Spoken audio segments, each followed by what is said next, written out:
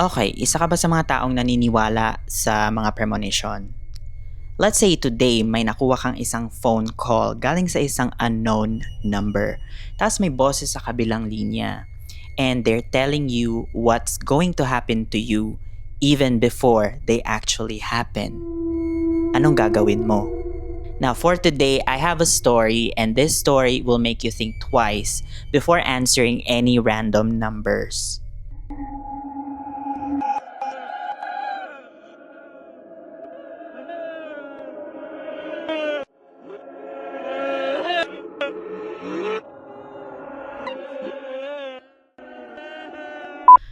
Welcome to Takot Read, where I read online takot stories.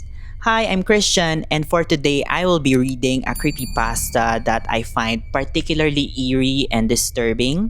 I personally read a lot of creepypastas, but this one really stood out for me for all the right and wrong reasons. I don't personally believe in premonitions or yung mga sabi-sabi ng mga manghuhula. But after reading this story, it made me question, it made me doubt, and think. Anyway, this creepypasta is written by Ashley Rose Wellman. Originally, this was written in English pero translate ko siya to Tagalog. Ready na? Okay, let's get started. This is Distorted Warning Signals.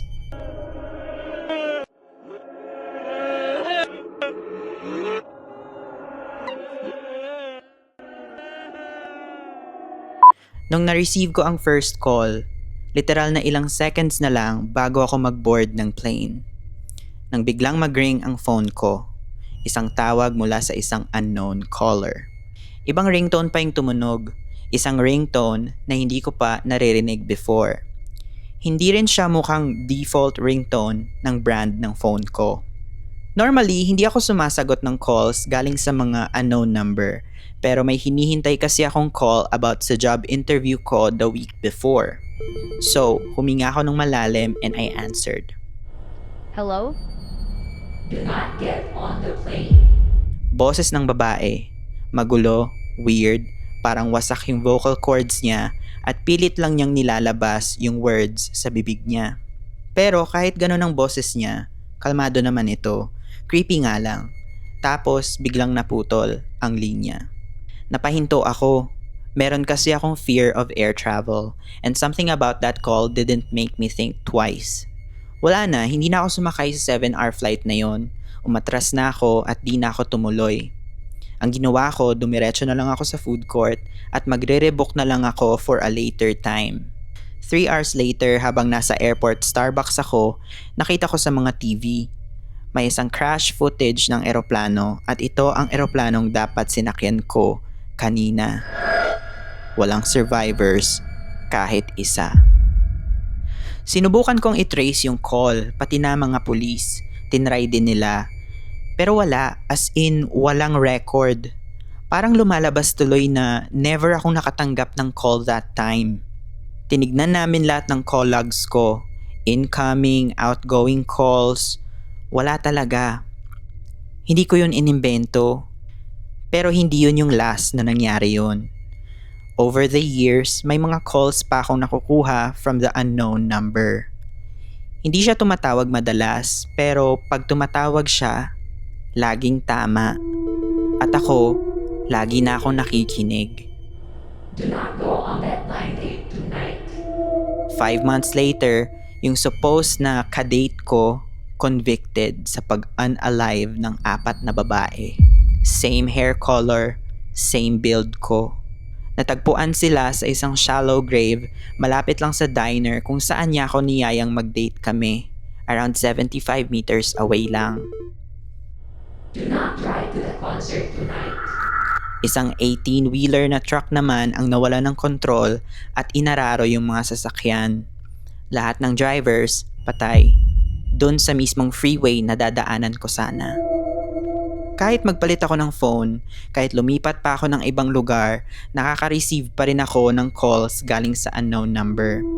Feeling ko may presence na nagbabantay sa akin. Something or someone. Minsan nai-imagine ko tuloy, siguro kung sumakay ako sa eroplanong yun, baka nasa ilalim na ako ng dagat. O baka nasa mass grave ako kasama nung 4 na biktimang babae. O baka naman makita ko yung truck na paparating sa kotse ko. Siguro patay na ako ngayon. Kapag nai-imagine ko, sumisikip lang ang dibdib ko. Kung wala siguro akong hinintay na job call noon at hindi ko sinagot yung unknown call, edi wala na sana ako ngayon. Parang may humahabol sa akin palagi and at the same time, may something or someone na nagbibigay ng mga warning signs. Yung basag na distorted voice, yung mga tawag niya na biglang nawawala agad pagkatapos kong pakinggan, para silang mga self-destructing signals. Pero may masama akong pakiramdam tungkol sa upcoming trip ko. Plano ko kasing mag-cruise. Plano namin to ng mga college friends ko. Girls trip, a tropical escape sa gitna ng winter. Excited ako pero a part of me is telling me na darating yung unknown call anytime. Siguro dahil to sa sobrang kakapanood ko ng movie na Titanic. Pero may kutob kasi talaga ako. Sana okay lang. Alam ko naman na kapag may mangyayari sa akin, tatawag naman yung unknown caller. Malalaman ko naman ahead of time. Today, 1 week before the cruise trip with the girls, pag uwi ko sa apartment galing sa dinner with a friend, napansin ko na may message ako galing kay unknown. First time. Hindi naman kasi sila nag-iiwan ng voice message before. Hindi ko tuloy napansin at hindi ko pa napapakinggan buong gabi. Napamura ako. Gusto ko pa naman talaga sumama sa cruise trip na yon.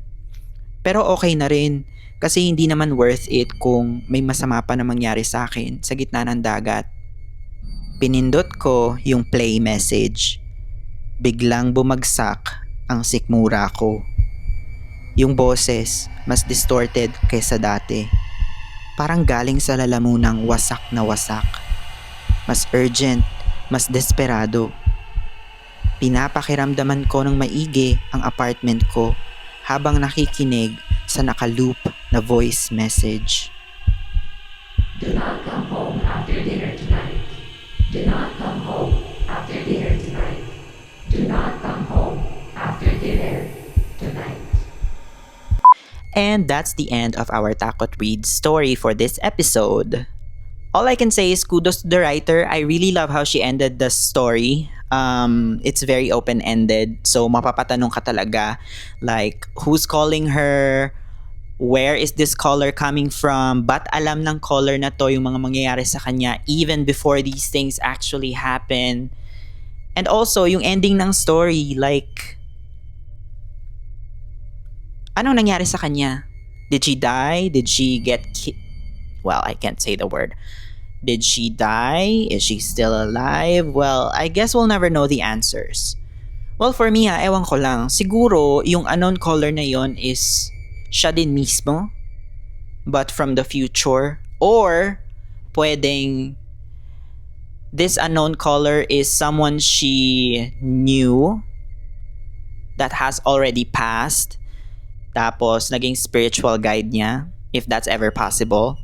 But I don't know. Also, the ultimate question here is, if sa'yo mangyari to, anong gagawin mo? Are you going to follow the instructions? Or are you going to brush it off as a prank? Or what? So there, if you like the story, please like this video, comment, blah blah blah. And if you have a Takot Read story, personal man or something that you found online, send it to me and I might read that next. Okay, link in bio. Follow for more.